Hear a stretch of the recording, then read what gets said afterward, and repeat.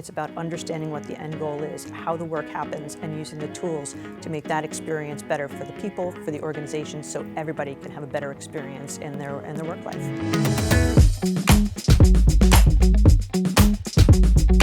What trends do you see on the horizon for the workplace, and how do you see technology helping address those trends?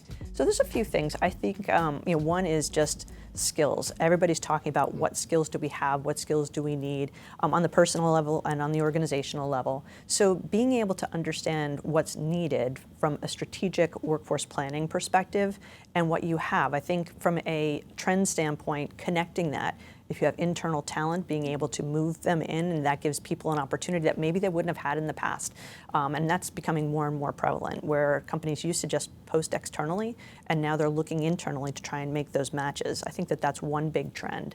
Another thing is just being able to see how your team comes together dynamically, because more and more often it's full-time, it's part-time, it's contractors, it might be bots and agents in the future, but what does that look like from an HR standpoint, and really being able to pull all of that together to understand how is the work getting done in the organization and how can you make the most of the resources that you have to get to your objectives.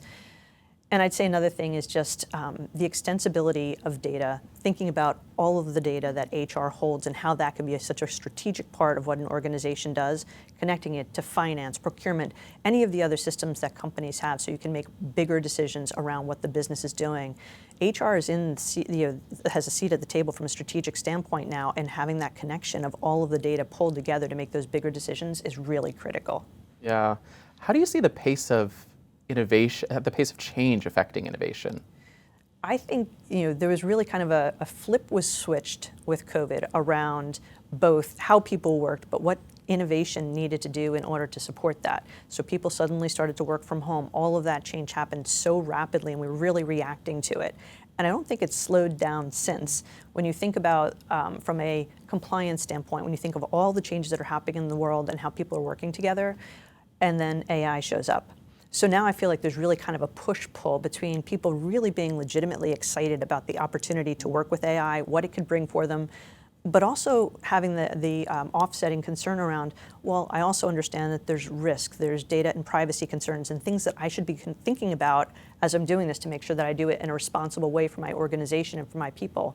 So I think that as the pace of change is coming, trying to resolve that, so companies that can work with partners that have responsible approaches to all of their AI needs and how they're thinking about it, I think that becomes more and more important.